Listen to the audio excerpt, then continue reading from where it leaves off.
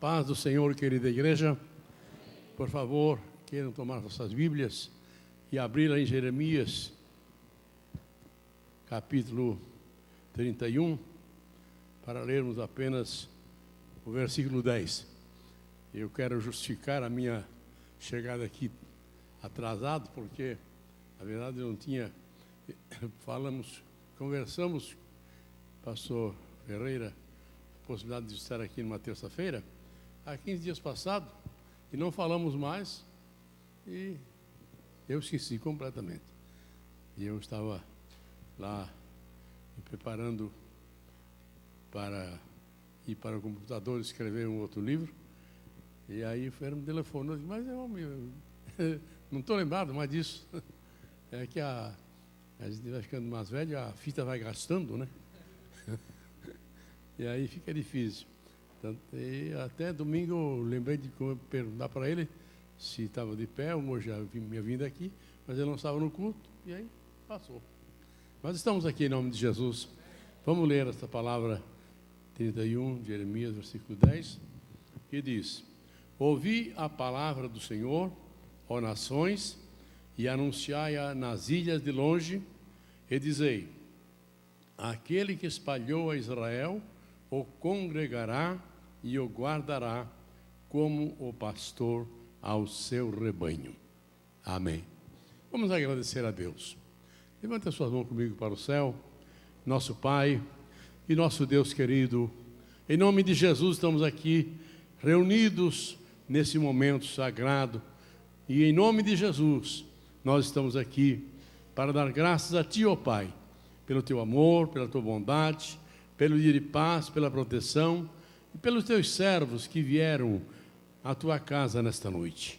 Te louvamos, Senhor, pela saúde, Te louvamos pelo ar que respiramos, especialmente pela nossa salvação e pela esperança da glória. Pai, nós Te louvamos, agradecidos por tudo, em nome de Jesus. Amém. Sejam sentados por bondade. Meus queridos, o assunto aqui sobre Israel, para nós falarmos sobre esse assunto, nós teríamos que ter muitas noites para explanar com detalhes um pouco da história de Israel, especialmente da restauração de Israel.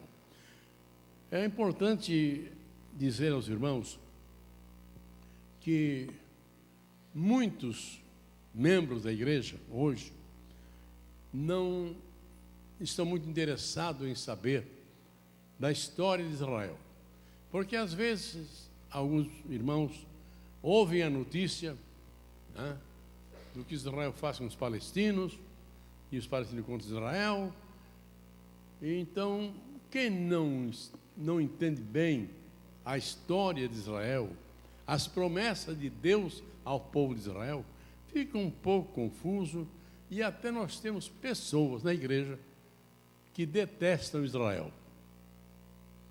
Mas a verdade é, meus queridos, Israel, queiramos ou não, é o povo da promessa, é o povo de Deus.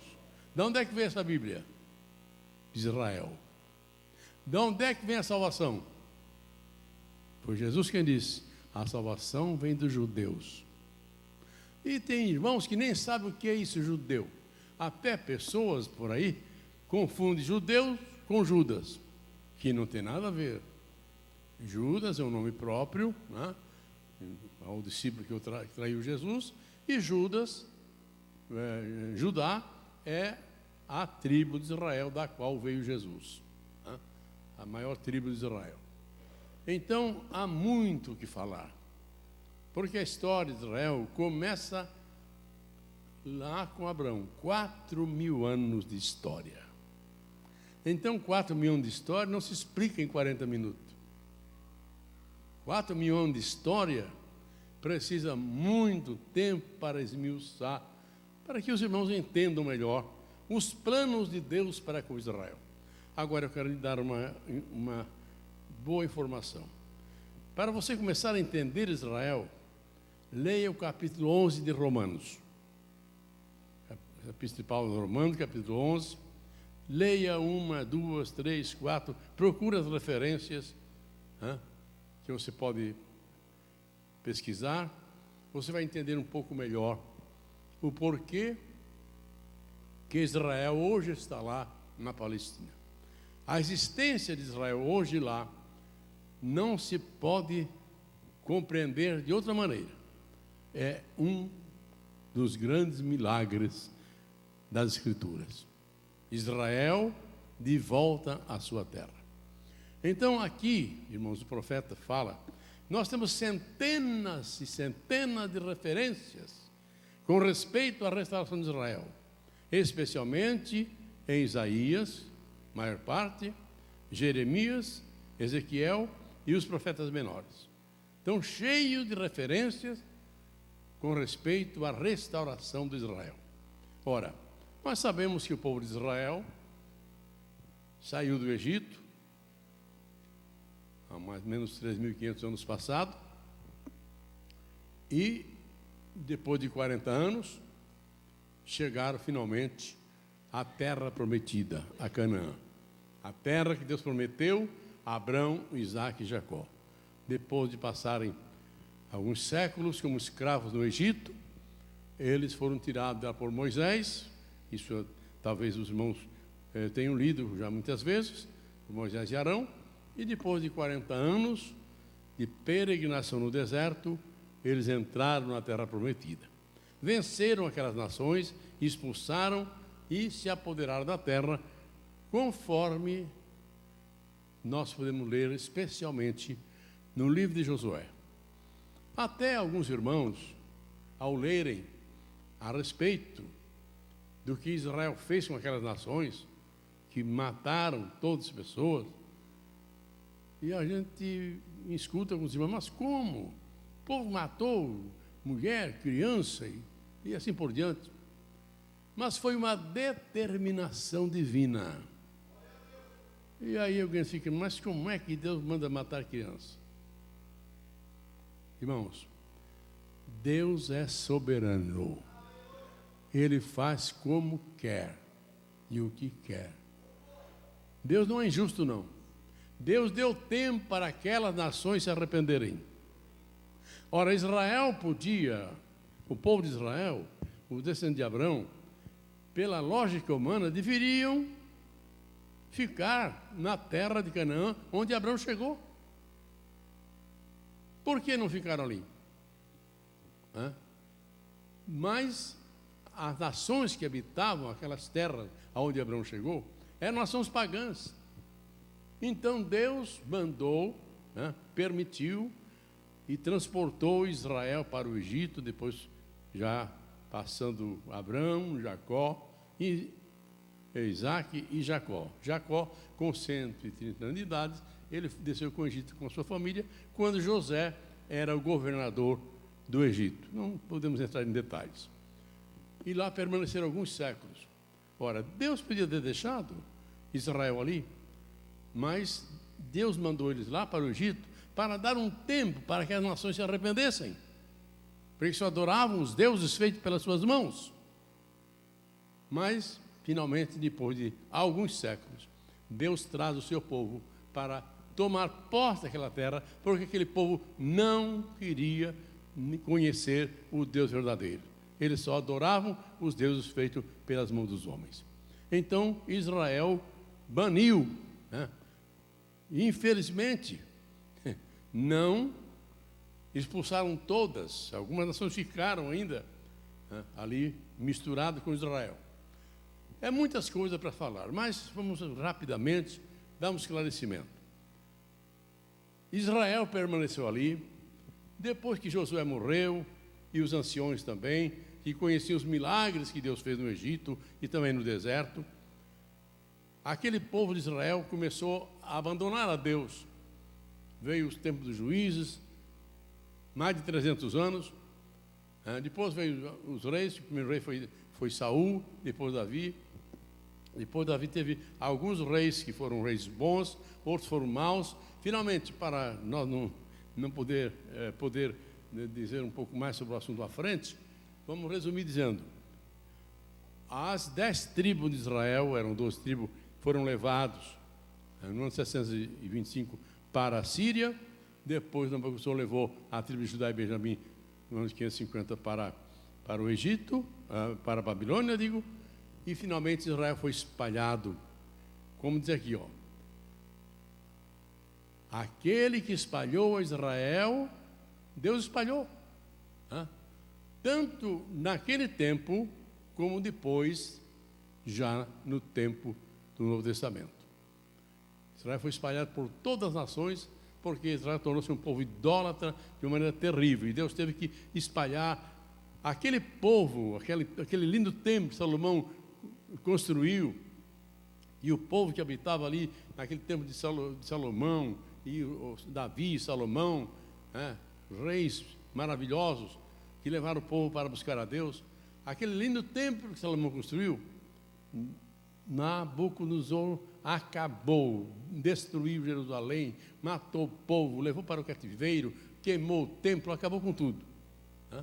Passa-se de Davi a Cristo 1000 anos. Então, de Salomão a Cristo, deram 40 anos, 940 anos, 60 anos.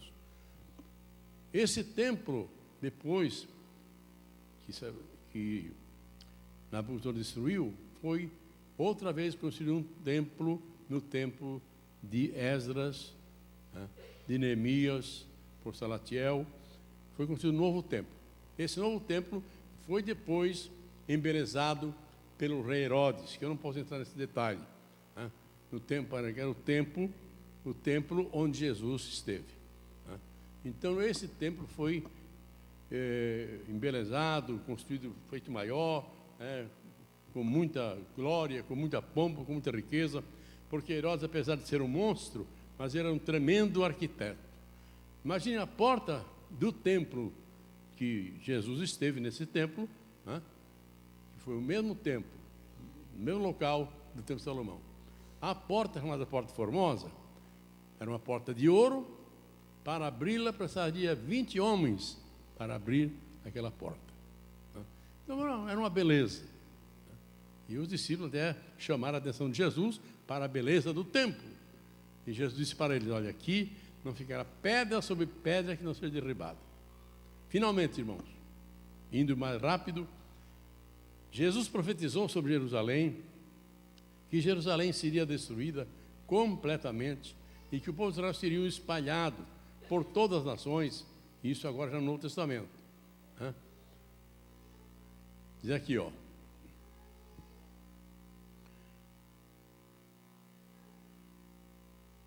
E cairão ao fio da espada, e para todas as nações serão levados cativos, e Jerusalém será pisada pelos gentios, até que o tempo dos gentios se complete. Isso é Lucas, capítulo 21, versículo 24. Eu não tenho tempo para ler as referências, porque em 40 minutos você pode dar todas as explicações, só passando por alto do assunto. Finalmente, no ano 70 da nossa era, 70 anos depois do nascimento de Jesus, o exército romano destruiu Jerusalém completamente, arrasou com tudo, e o povo de Israel foi espalhado por todas as nações. Na maioria das nações hoje, não em todas, mas na maioria, existe um povo judeu. O Brasil tem mais ou menos 200 mil judeus. A Argentina tem muito mais. A Argentina tem quase 1 milhão de judeus. Os Estados Unidos tem 8 milhões de judeus. Na Rússia, no leste europeu e na Rússia, especialmente, só no ano de 1998 a 2002, veio do leste europeu e da Rússia 2 milhões de judeus de volta para Israel. Agora, a volta para Israel, irmãos, esse povo que foi espalhado por todas as nações, eles voltaram. Começaram a voltar quando?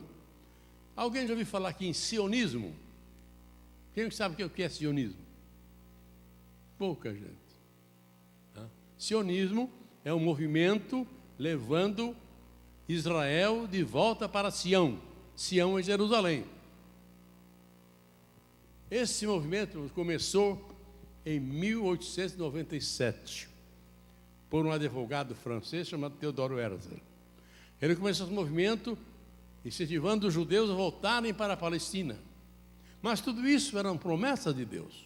Chegaria o tempo, Jesus disse: quando virdes a figueira florescer, lançar os seus brotos, e dar os seus sarmentos, olhai que a vossa redenção está próxima. A figueira quem é? A figueira é Israel. Jesus passou por uma figueira uma vez, foi buscar fruto e não encontrou, e amaldiçoou a figueira secou. Essa figueira representava Israel naquele tempo, no sentido de religião, de lei. Eles estavam totalmente sem fruto para Deus. Era uma coisa terrível no tempo de Jesus, o que os sacerdotes faziam, os saduceus, os fariseus, e assim por diante. Então aquela figueira que morreu representa Israel. Mas essa figueira agora começou a brotar. Israel começa a voltar para a sua terra desde 1897. Por exemplo, quando chegou na guerra de 39 a 45, a Segunda Guerra Mundial, Hitler procurou acabar com o povo judeu. Ele matou 6 milhões de judeus, mais da metade ele fez sabão. Eu tive lá na Polônia, no campo de Auschwitz, campo de concentração. Olha, irmão, é simplesmente coisa horrível entrar lá dentro. Lá você encontra, você vê lá as trancinhas das crianças, os cabelos, os sapatinhos, os brinquedos.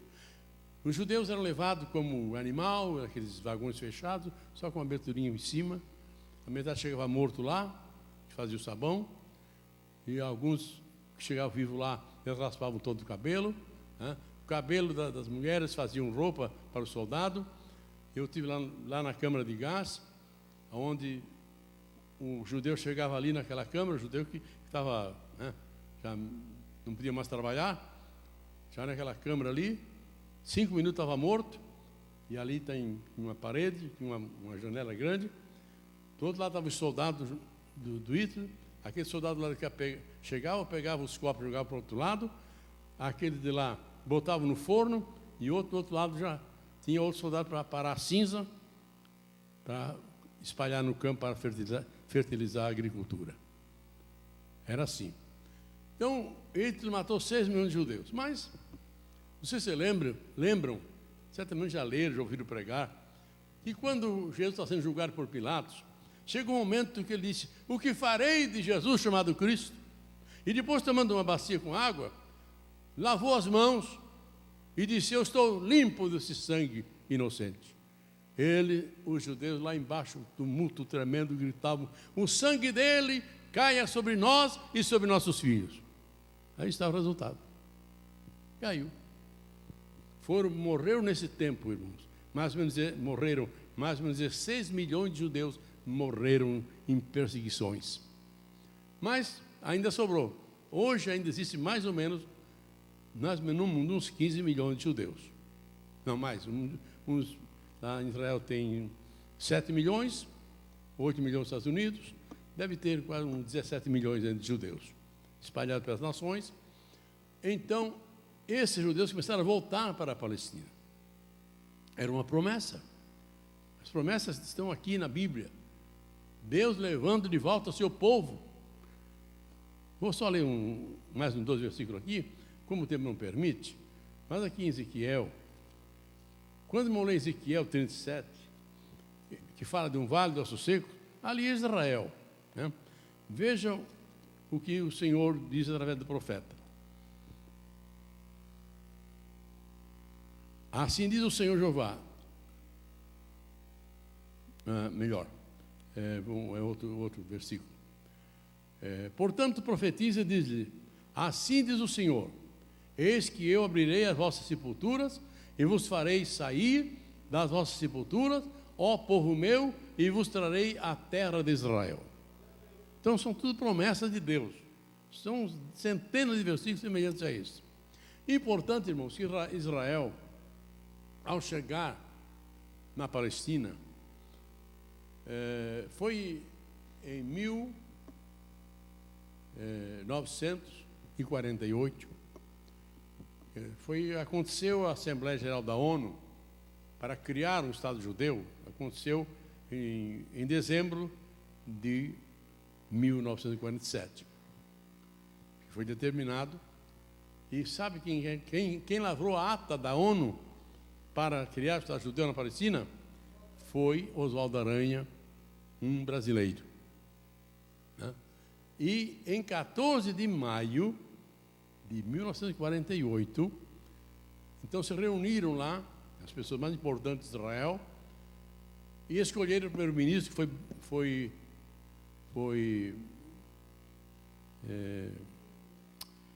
escapou agora, Davi Ben-Gurion. Ele foi primeiro-ministro de Israel. Eles, ao lavrarem a ata da fundação, eles escreveram assim: hoje funda-se o Estado judeu sobre Deus Jeová, a rocha de Israel.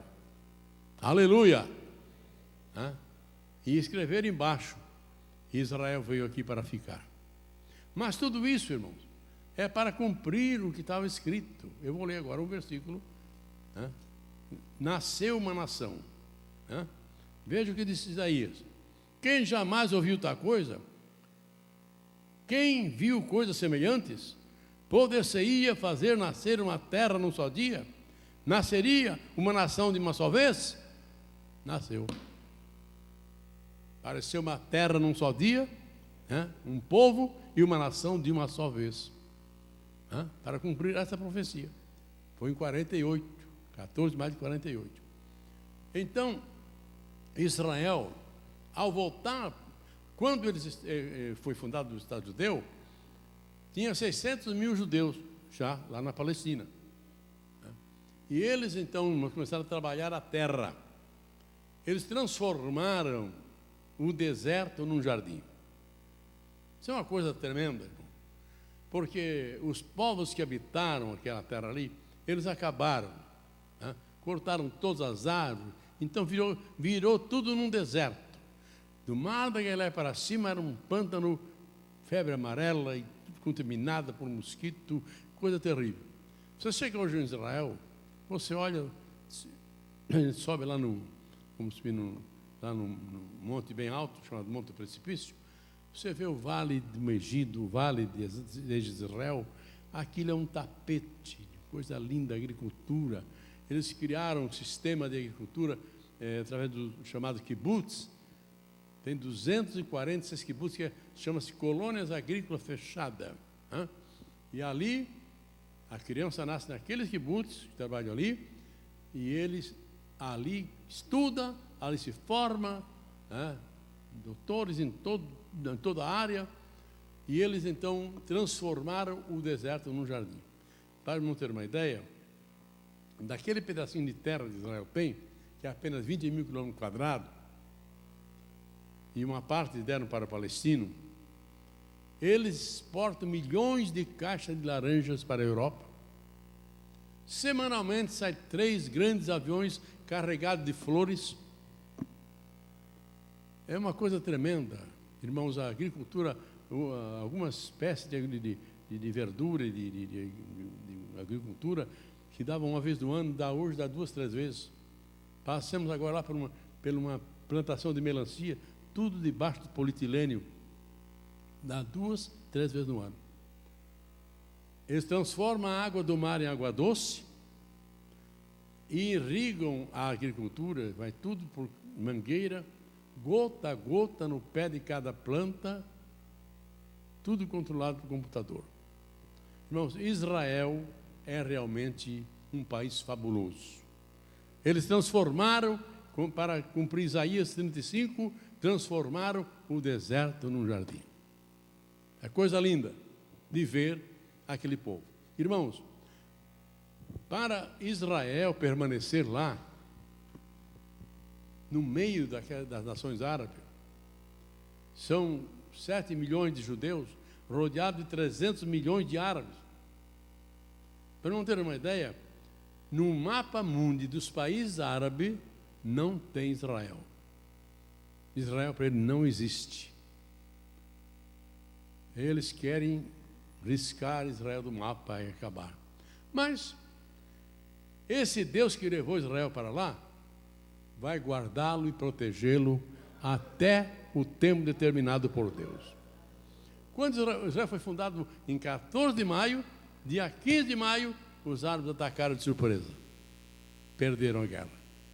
Dali até agora, já enfrentaram 9 guerras. As duas maiores foi 67 e 73.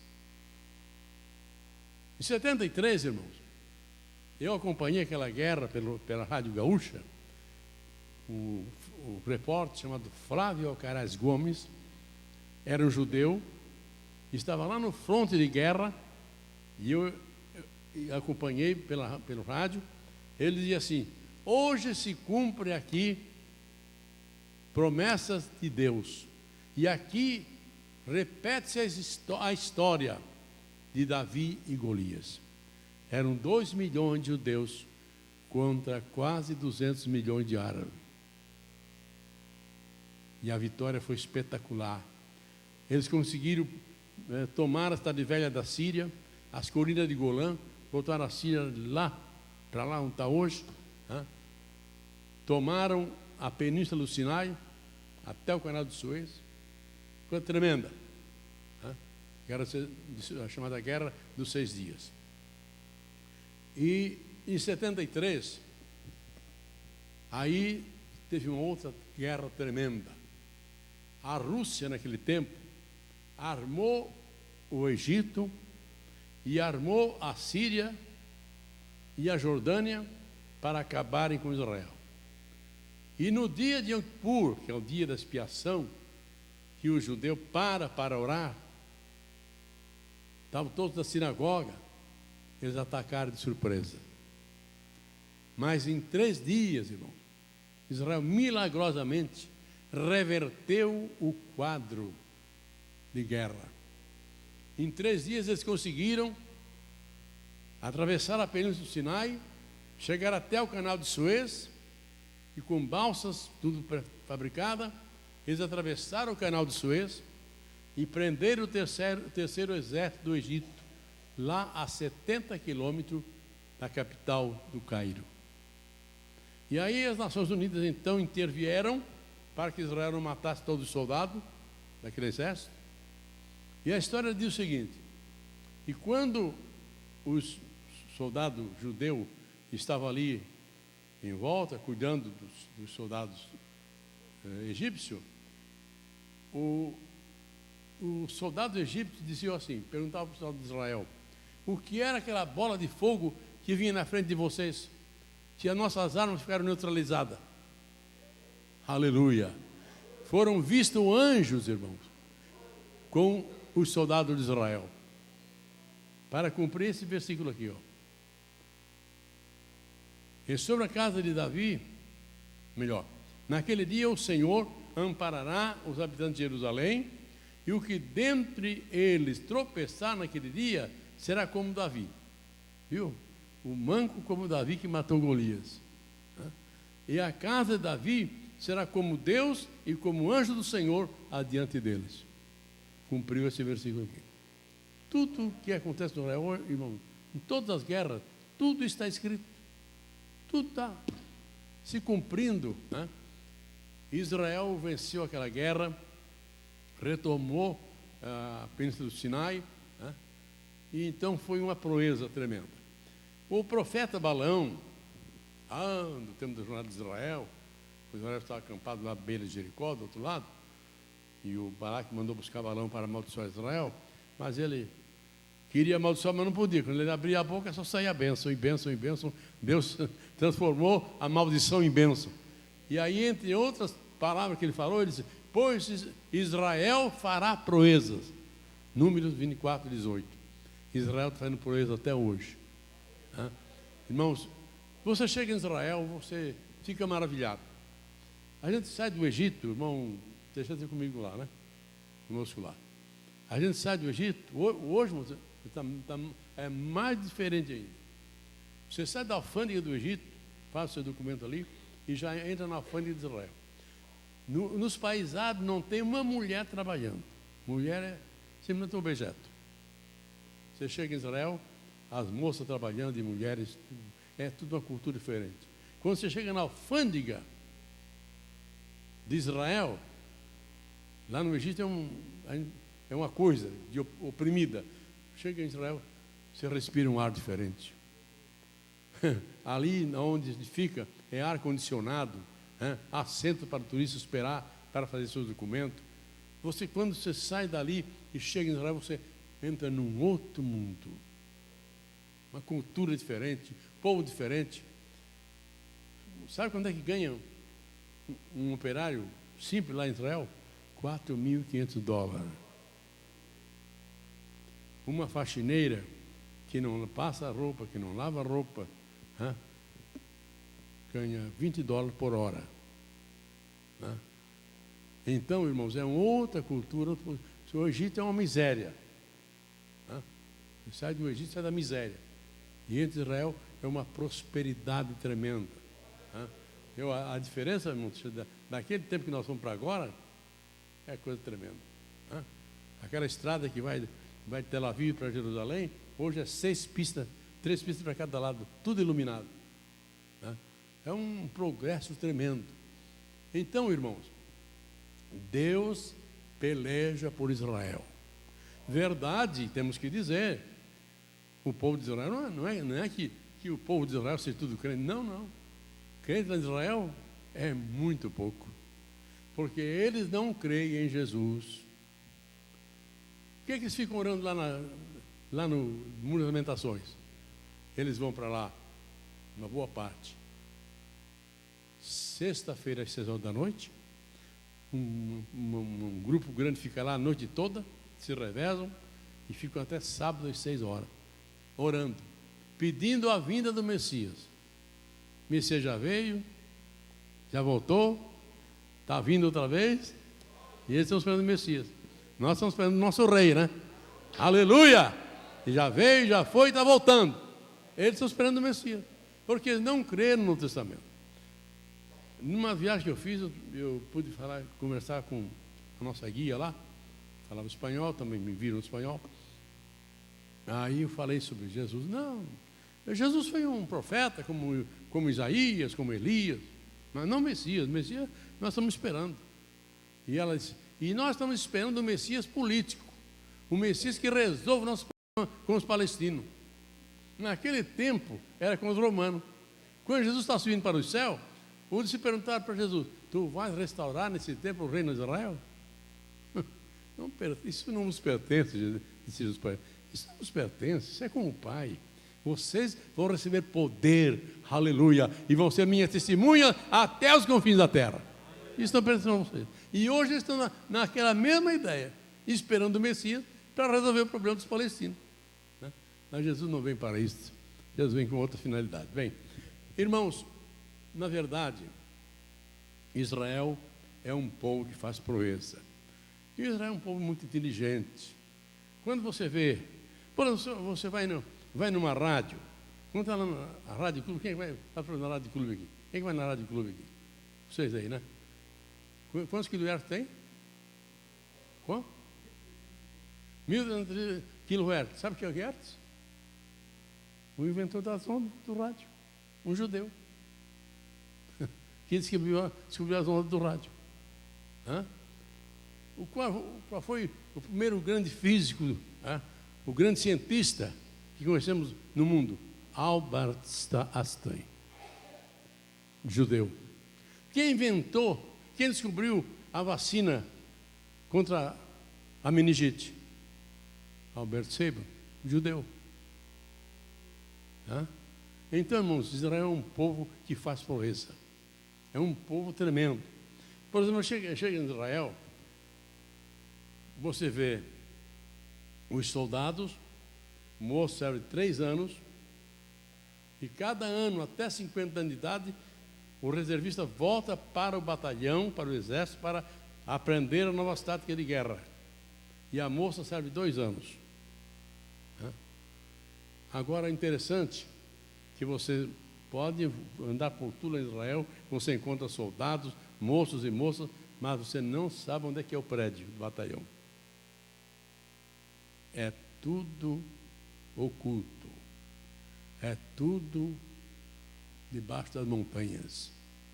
Para não ter uma ideia, Na Guerra 73, que Israel possuía a Península do Sinai, uns 4 anos mais tarde, depois de muitas negociações, 5 anos depois, eles conseguiram, então, um acordo para ter relações diplomáticas com o Egito. Naquele tempo, o presidente do Egito era o Anwar Sadat. Ele foi a Israel, e quando ele voltou, logo um mês depois, mataram ele, porque ele fez amizade com Israel.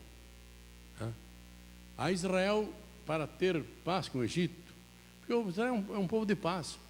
Lá em Israel não tem bom dia, boa tarde, boa noite. É shalom, shalom, paz, paz, paz, paz. E eles então entregaram a Península do Sinai para ter paz com o Egito.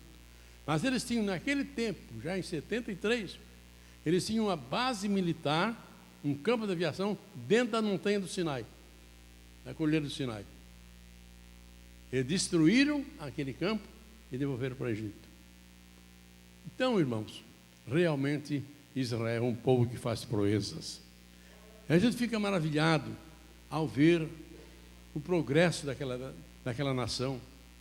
Irmãos, lá tem judeu de 140 países, que lá onde nasceram, o país de origem deles, eram médicos, doutores, advogados, estão lá trabalhando na agricultura, para o engrandecimento da nação.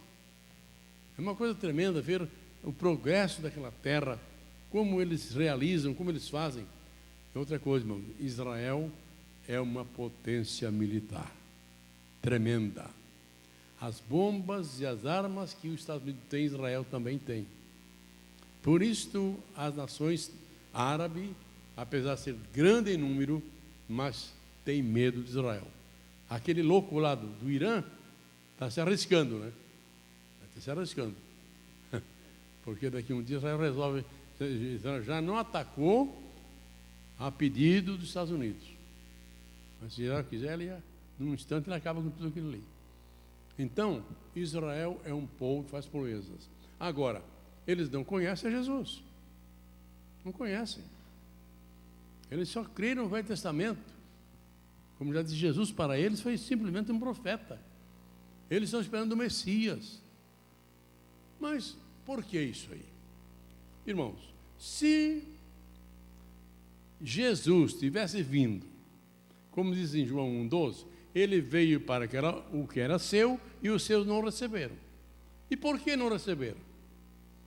Se eles recebessem, Jesus não tinha morrido e o povo gentil onde queria. Estariam perdidos para sempre. Então, é o que diz Paulo, capítulo 11 de Romanos, que eu falei no início. Paulo diz, olha, Deus pegou os galhos da verdadeira oliveira, quebrou, que era Israel, e pegou eu e você, zambujeiro ruim, e enxertou no lugar deles. Amém? Até que a plenitude dos gentios haja entrado. O que é a plenitude?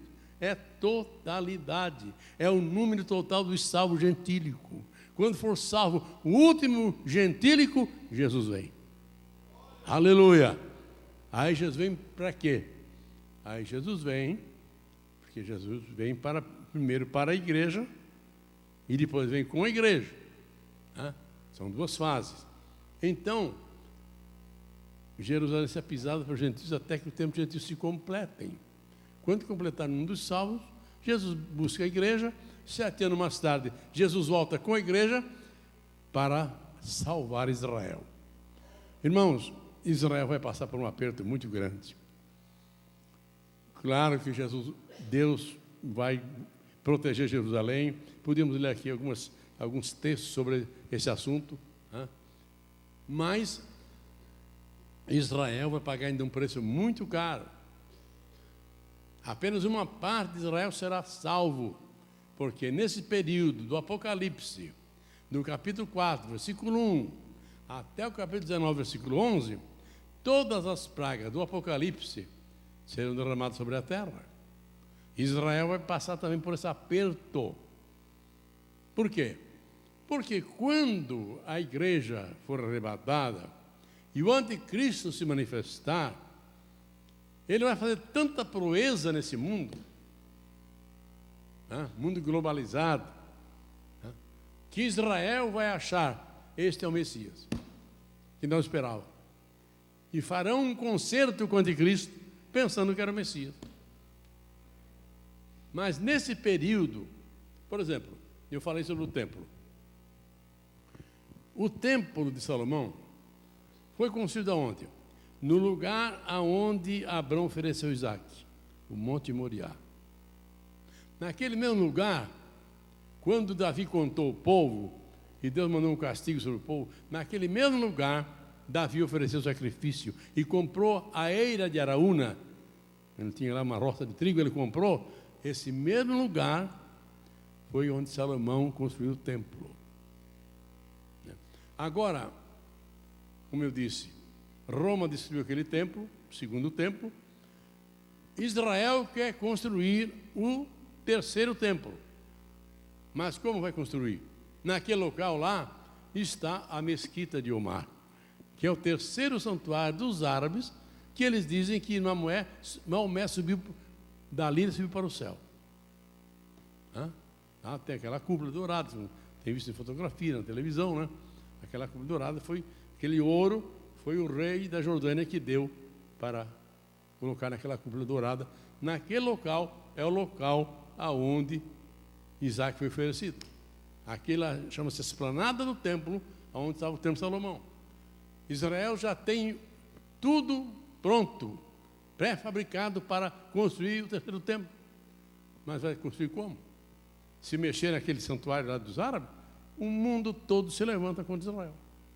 Então só vai acontecer quando? Penso eu, quando o anticristo fizer um concerto com Israel, ele vai favorecer Israel numa guerra, um míssil vai cair lá, alguma coisa vai acontecer que vai destruir. Agora, Jesus não vai reinar no templo que Israel vai construir. Não. Por quê? Quando chegar aos 3 anos e meio da grande tribulação, dos 7 anos, o anticristo vai querer erguer a sua imagem, mais da besta, lá dentro do templo de Israel. Aí Israel não vai aceitar. Porque Israel, apesar de não crer em Jesus, não é idólatra. Depois que eles voltaram do cativeiro babilônico, foram curados da idolatria para sempre. Não é idólatra, não vai aceitar. Aí vai quebrar o conceito do anticristo. O anticristo vai querer acabar com Israel. Aí começa a grande tribulação, período difícil. E aí então vai se cumprir todo o Apocalipse naquele período. O templo que Jesus vai reinar, lá em Jerusalém, porque, irmãos, no milênio, a capital do mundo não será Nova York, não. Nem outra qualquer grande cidade do mundo. Vai ser Jerusalém. Aleluia! Jerusalém será a capital do mundo. Se você pode ler no capítulo 2 de Isaías, a lei, a ordem, a palavra vai sair dali para toda a terra no reino milenial. Por quê? Justamente a gente olha lá no sentido geográfico, a terra lá em Jerusalém, lá em Israel, aquela parte especialmente de Jerusalém, é só pedra, um morro, um vale, altos e baixos. Mas Jerusalém, conforme Ezequiel 5:5, é o centro geográfico do mundo. E Jesus é o meio. E Jesus que está no meio. Foi ali que ele nasceu. Foi ali que ele morreu. E ali ele voltará. Aleluia. Jesus que está no meio, irmão. No meio da igreja. No meio da tua família. No meio da tua vida. É o centro. E é ali, em Jerusalém, que Jesus vai reinar e governar o mundo no milênio. Aleluia. Oh, glória! E nós vamos reinar com ele, irmão. A igreja vai voltar. Ela vai ser arrebatada, não vai voltar. Não vai voltar para comer feijão. Não. A igreja glorificada. Aleluia! A igreja como anjos. Então, queridos, a história de Israel é fascinante. Se nós tivéssemos tempo para estudar com detalhes a história, a restauração de Israel. Por exemplo, o versículo 37 de Ezequiel, que eu me referi, o Vale dos Ossos Secos, é a nação de Israel, que estavam secas espiritualmente naquela época, né? Espiritualmente, materialmente, nacionalmente. Mas Israel ressuscitou nacionalmente, em 14 de maio, ressuscitou materialmente, ele faz proeza naquele pedacinho de terra que tem, mas não espiritualmente. Espiritualmente, Israel vai ressuscitar só na revelação de Jesus. Quando iniciar o milênio, quando Jesus voltar com a igreja, está escrito em Apocalipse 1:7, e verão até aqueles que o traspassaram, todo olho verá. Aqueles que ele transpassaram, eles vão ver. Aqueles que ele penduraram, que eles pregaram no madeiro, eles vão ver. É o rei que eles rejeitaram. Mas eles rejeitaram para que a salvação passasse para nós. Senão o povo gentil não seria salvo. Nós não somos judeus. Aí tem irmãos que me perguntam assim, mas os judeus que morrem agora são salvos? Eu não entro nesse mérito, irmãos, porque como diz Paulo, lá justamente em 11 de Romanos, os dons e a vocação são sem arrependimento. Eles têm a promessa dos pais, e nós não, nós éramos gentílicos, povo fora, alienado da promessa de Deus. Mas eles têm a promessa. Então, isso é mistério. Eu deixo isso com Deus, eu vou me meter nessa história, porque, como diz Deuteronômio 29, o que está revelado é para nós e para nossos filhos. O que não está revelado é para o nosso Deus. Vou me meter em coisa que não posso afirmar? Então deixa com Deus, é um mistério. Irmãos, agora é maravilhoso ver como Deus trabalha a favor de Israel. Quando você lê Isaías 64, texto muito conhecido, né?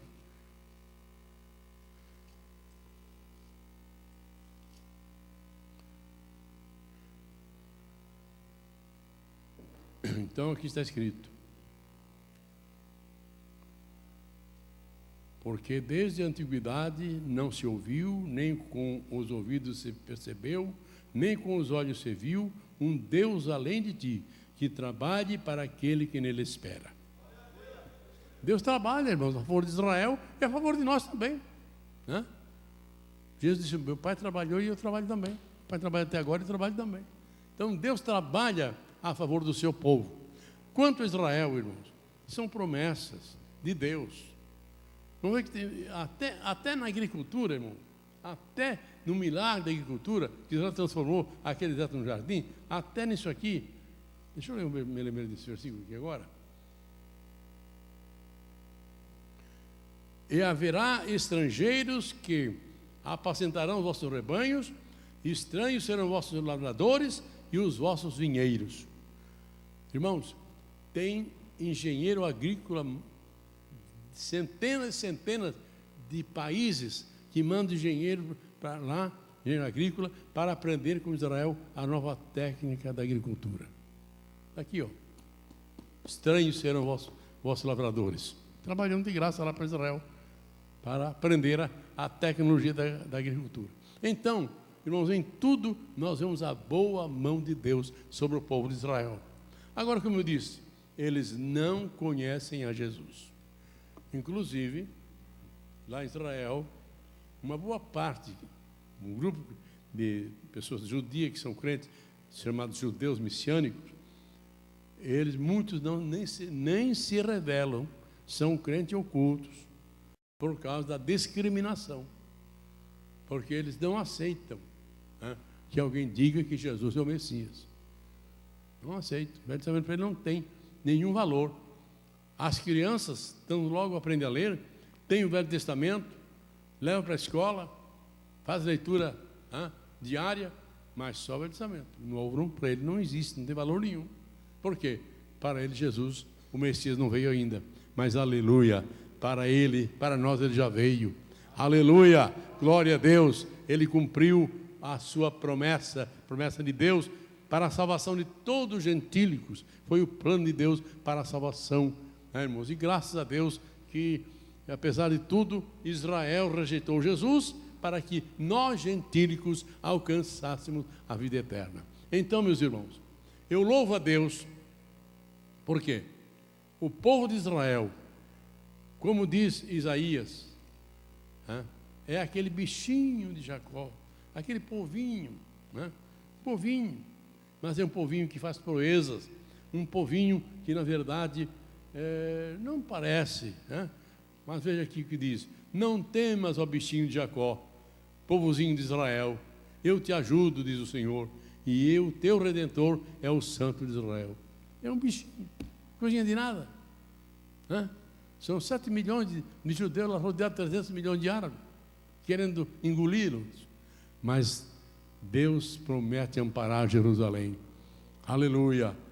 Como eu disse, na verdade, Israel, no período da grande tribulação, vai sofrer muito, vão pagar um preço muito alto, mas uma parte de Israel serão salvos, serão alcançados pela misericórdia de Deus. Quando você lê o livro de Zacarias, especialmente no capítulo 12, 13 e 14, ali tem muitas profecias relacionadas, né, com o livramento de Israel, com o livramento de Jerusalém, com a segunda vinda de Jesus. Queridos, graças a Deus que tudo está escrito aqui. Por exemplo, eu fico maravilhado, irmãos, em ver que nenhuma nação do mundo ficou quase 2000 anos fora da sua terra e voltou a ser nação outra vez. Israel teve 1876 anos fora da sua terra. Não perdeu a sua história, está aqui. Aleluia! Não perdeu a sua identidade, seu idioma hebraico, não perdeu. Aleluia! Está lá o Israel restaurado. Aleluia! Materialmente e nacionalmente. Falta restauração espiritual. Agora, irmãos, é bom orar por Israel, viu? É bom orar. Eu amo Israel. Por quê? Como já disse no início, a Bíblia veio de lá, foi escrita pelos judeus, né? Povo de Israel. O nome Israel, de onde é que veio o nome de Israel? Foi Deus quem deu para Jacó. É a única nação que tem um nome dado por Deus, é Israel. Hã? Então, a gente fica maravilhado em ver como esse povo, irmão, depois de quase 2000 anos, volta para a sua terra, forma uma nação, nasce uma nação num só dia. Israel está lá, fazendo proeza naquele pedacinho de terra. Agora, a promessa, irmãos, eu vou logo encerrar. A promessa de Deus a Abraão é: a terra de Israel vai do Golfo de Suez até o rio Eufrates. Pega uma parte do Egito, a Jordânia, a Síria, uma parte do Líbano e o Iraque. Tudo vai pertencer a Israel no milênio. E essa terra, irmão, Davi conquistou no seu tempo, as grandes guerras que Davi fez, e Salomão reinou sobre todo esse território. Porque o reino de Salomão, chama-se o reino de paz, é um tipo do reino de Cristo. Então, no milênio, toda essa terra pertencerá novamente a Israel, conforme a promessa de Deus a Abraão. Aleluia! Olha, irmãos, quando o Hezbollah, que é aquele grupo do Irã que estão lá no Líbano, não mais existir, quando a Síria não mais existir, quando o povo árabe não mais existir, a bandeira de Israel ainda tremulará, aleluia, sobre os montes de Sião, porque o nosso Deus é o Deus de Israel, é o Deus que vela pelo seu povo. Então, apesar de Israel ter que passar por grandes provações, chama-se em Zacarias o tempo de angústia para Jacó, mas eles serão livres, uma grande parte ou a maior parte, aliás, a terça parte será livre e será guardada e protegida por Deus. Então, meus queridos, o que devemos fazer? Orar por Israel, para que Deus ampare, porque vocês não sabem, irmão, o que eles enfrentam ali. Agora, eles têm, irmãos, como eu disse, armas poderosas. Eles têm um serviço secreto chamado Mossad. O serviço secreto de Israel é o mais inteligente do mundo. É uma coisa tremenda. Eu podia contar aqui algumas proezas do Mossad, mas não tenho tempo mais. Mas eles têm um serviço secreto perfeito. Irmãos, Israel, apesar de não conhecer Jesus, nós temos que entender, eles são o povo da promessa. E vai chegar a hora que o tempo do gentio vai terminar e Israel, como os galhos da verdadeira oliveira, serão enxertados outra vez em Jesus, a verdadeira oliveira. Aleluia! Essas são as promessas de Deus para Israel. Irmãos, nós somos considerados também o Israel de Deus como igreja, mas o povo de Israel, essas promessas feitas a Abraão, a Isaac e Jacó, são promessas que jamais vão falhar. Tudo o que Deus prometeu a esses patriarcas, tudo vai se cumprir. Quando Deus escolheu Israel, escolheu para que Israel fosse um povo sacerdotal, que orasse pelas nações, fosse um exemplo, e que o povo, as nações pagãs, pudesse ver em Israel a glória de Deus. Mas Israel falhou. Por quê? Porque Israel recebeu uma lei escrita em tábua de pedra. Mas depois Deus disse por Jeremias: eu agora vou derramar sobre meu espírito sobre eles e vou escrever a minha lei na tábua do seu coração. Aleluia! Isso vai acontecer na restauração de Israel, porque hoje o coração deles são duro como aquelas pedras que foram escritas a lei de Moisés. Nós também era assim, né? Mas Deus mudou o nosso coração. Aleluia! Tirou o coração de pedra e deu num coração de carne. E teremos ter um coração quebrantado. Queridos, eu vou encerrar porque a hora passou. Vamos estar em pé para agradecer a Deus. Aleluia! E na outra oportunidade a gente poderá falar mais alguma coisa, que hoje eu fiz apenas uma explanação por alto assim do assunto, sem tomar as referências, mas eu espero que os irmãos pelo menos sejam tocados para orar a favor do povo de Israel. Aquela pequena nação que está lá, não é por acaso, foram levados por Deus, foi Deus quem levou eles para lá, foi Deus quem restaurou Israel nacional e materialmente. Vamos orar para que também muitos judeus se convertam. Por exemplo, nessa viagem, irmão Teixeira, temos o privilégio, tivemos um culto no barco, atravessamos o Mar da Galileia, e tivemos a sorte de pegar um barco de um judeu convertido, cantor. Foi um Pentecoste. Por aquele judeu convertido, cantava em hebraico, mas chorando. Foi um Pentecoste aquele barco, foi coisa tremenda, foi lindo demais. Então, meus queridos, devemos orar para que Jesus salve esse povo também, que muitos possam crer em Jesus. Claro, tem lá, hoje em Israel, talvez uns 20 mil crentes por aí, mas é muito pouco. Como os irmãos sabem, temos lá um missionário que ajudaram por aqui, lá em Israel, e não é fácil. O judeu é muito difícil de se converter, porque a razão, eles não crêem em Jesus.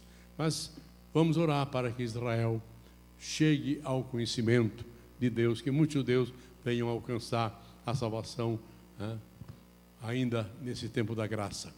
Aleluia! Eu faço uma pergunta: alguém aqui essa noite precisa de oração por alguma necessidade? Queres alguma bênção de Deus?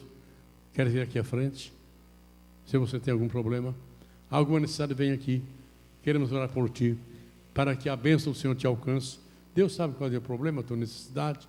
Se tens algum problema, venha até aqui. Jesus ama você e quer te abençoar, dar a bênção da saúde, a bênção da graça abundante, a bênção do aumento da tua fé. Aleluia! Para você permanecer fiel a Jesus nesses tempos difíceis, nesses tempos trabalhosos. Venha com o teu problema, venha com a tua necessidade, meu irmão, meu amigo. Jesus ama você, Ele morreu por você, para te dar a esperança da vida eterna e a certeza do perdão dos teus pecados. Venha com o teu problema, com a tua luta, venha com a tua necessidade. Esse nosso Deus é o Deus que supre as nossas necessidades em glória por Cristo Jesus. Oh, rabandala shuri karabasha. Glória a ti, meu Rei. Aleluia. Vamos orar por esses irmãos que estão aqui à frente. Jesus conhece os problemas. Vamos crer que Ele pode fazer muito mais do que nós pedimos ou pensamos. Aleluia. Levante sua mão para o céu comigo. Nosso Pai querido, aqui estão teus filhos, tuas filhas. Aqui estão, Senhor, esse grupo de irmãos. Tu conheces os problemas, necessidades, suas lutas, suas enfermidades. Jesus, seus questionamentos. Atende, responde, abençoa, cura, liberta. Dá, Senhor, a bênção desejada pelos teus filhos, para que ao sair daqui, saiam, Senhor, na esperança da glória. Aleluia, que a tua bênção, tu és o Deus de Israel, que tem bênção para todos nós. Tu és o Deus de Abraão, de Isaac e de Jacó, o Deus de Israel. Tu és o nosso Deus, e em nome de Jesus, teu Filho amado, nós oramos, Pai, pedimos e te damos graças, Senhor, pedindo que estas bênçãos alcancem a todos pela fé, para a glória de Deus, em nome de Jesus. Amém e amém, queridos. Deus os abençoe, que Deus vos contemple cada dia, em nome de Jesus. Amém.